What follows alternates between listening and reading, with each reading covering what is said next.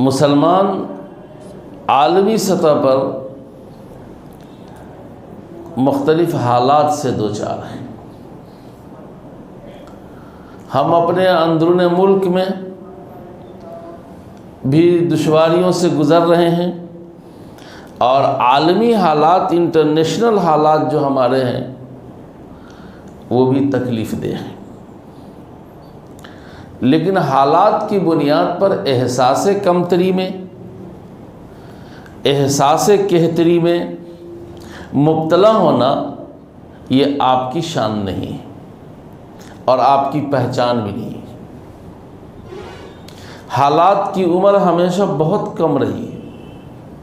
میں کہتا ہوں کہ مخلوقات میں سب سے کم عمر لے کر اگر کوئی چیز آئی ہے تو وہ حالات، بلکہ میں یہ بھی کہتا ہوں کہ حالات ہی سے دنیا آباد ہے۔ اگر حالات نہ ہو تو دنیا آباد بھی نہ ہو۔ بھلا بتائیے کہ ایک خاتون کو ڈیلیوری میں کیسے حالات کا سامنا کرنا پڑتا ہے۔ ہم کو آپ کو تو اندازہ ہے نہیں، اس لیے کہ اپن کو تو ہوتا نہیں۔ اگر کبھی نمبر آ جائے مردوں کو تو پتہ چل جائے، کبھی ایک دو بار ہو جائے مردوں کو بھی تو پتہ چلے گا کہ ڈیلیوری کس کو کہتے ہیں اور ولادت کس کو کہتے ہیں۔ ایک خاتون بچہ کو جننے میں جو تکلیف اٹھاتی ہے اور جو حالات اور دشواریوں سے گزرتی ہے، اگر اس سے گزرنا چھوڑ دیں اور یہ طے کر لے کہ مجھے یہاں تک نہیں پہنچنا ہے، تو کیا دنیا کی آبادی ہوگی؟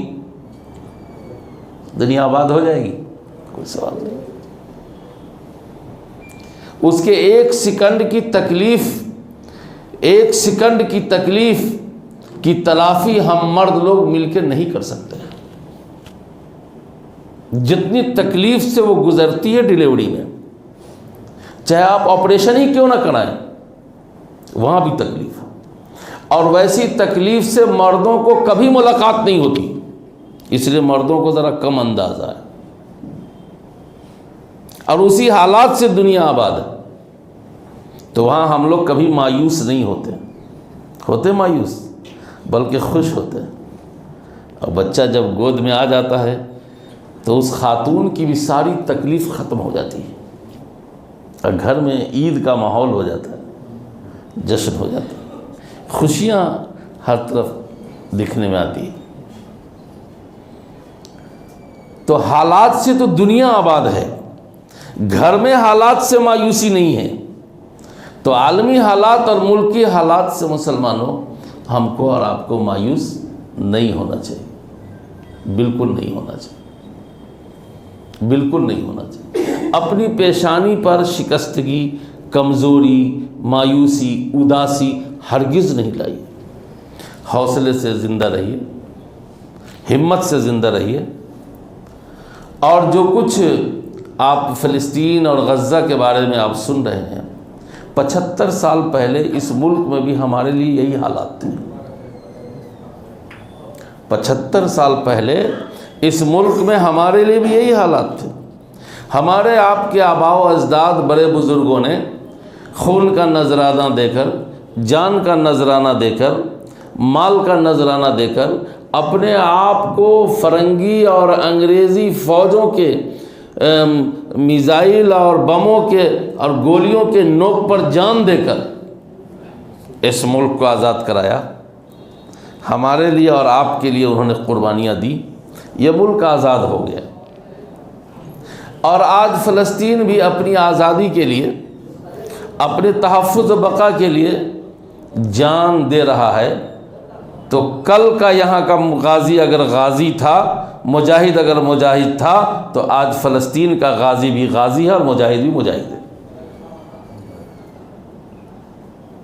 ہم یہاں رہ کر ویڈیو اور سوشل میڈیا کو دیکھ کر آپ کا دل دکھتا ہے، ہمارا بھی دکھتا ہے، بہت افسوس کرتے ہیں۔ اب دکھے گا ہی، ہمارا دکھتا ہے تو دکھتا ہی ہے، پوری دنیا میں جو انسانیت پسند لوگ ہیں ان کا بھی دکھتا ہے۔ وہ بھی دکھی ہیں۔ ابھی عیسائیوں کے پادری نے بیت اللحم میں کرسمس ڈے منانے سے انکار کر دیا ہے، کیا کہ ہم کرسمس ڈے نہیں منائیں گے، اس لیے نہیں منائیں گے کہ جہاں ملبے میں بچے ہوں، بڑے ہوں، بوڑھے ہوں، اور عوام کو ناحق عوام کو مارا جا رہا ہو، ظلم کیا جا رہا ہو، انسانیت پر کی زندگی پر آگ لگائی جا رہی ہو، ہم ایسے ماحول میں عیسیٰ کی پیدائش کا جشن نہیں منا سکتے۔ ان کو بھی یہ احساس ہے، تو ہم کو تو ہوگا ہی، صدمہ ہو گئی۔ موجودہ حالات میں ہم فلسطین کی کیا مدد کر سکتے ہیں؟ آپ کیا کر سکتے ہیں؟ میں کیا کر سکتا ہوں؟ بعض لوگ کہتے ہیں کہ دعا کرو، ہم تو کہتے ہیں کہ دعا تو ملاقات کے مکمل کا نام ہے۔ السلام علیکم وعلیکم السلام، اچھا دعا میں یاد رکھو، اب چل دی۔ یہ ملاقات ختم کرنے کا نام اب دعا ہو گیا۔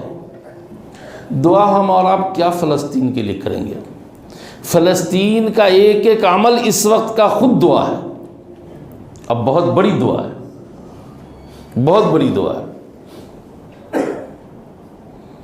ہم تو خود اپنی دعا اپنے نہیں کرتے، جو لوگ کرتے ہیں وہ خوش نصیب ہیں۔ دعا تو خود کرنے کی چیز ہے۔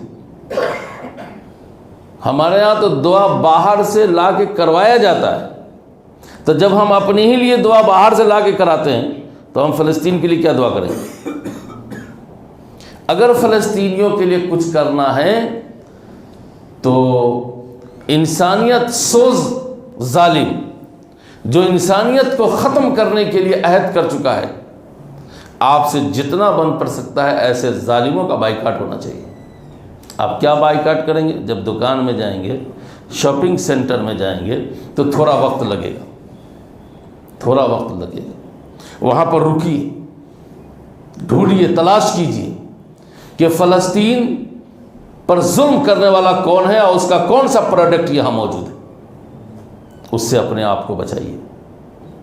دنیا کی دوسری بہت ساری قوموں نے اس کے پروڈکٹ کو لینا چھوڑ دیا ہے کہ میں دشمن کو نفع نہیں پہنچا سکتا ہوں، جو انسانیت کا دشمن ہے، حق آزادی کو چھیننے والے لوگ ہیں، کسی کی سلطنت پر، پراپرٹی پر ناجائز قبضہ کرنے والے لوگ ہیں۔ ناجائز اگر ہمارے مکان پر، دکان پر قبضہ کر لے تو کیا وجوارہ کا وہ اچھا آدمی ہوگا؟ بولیے، وہ اچھا آدمی ہوگا؟ ملک پر اگر کوئی قبضہ کر لے اپنی طاقت سے تو وہ کیسے اچھا آدمی ہو سکتا ہے؟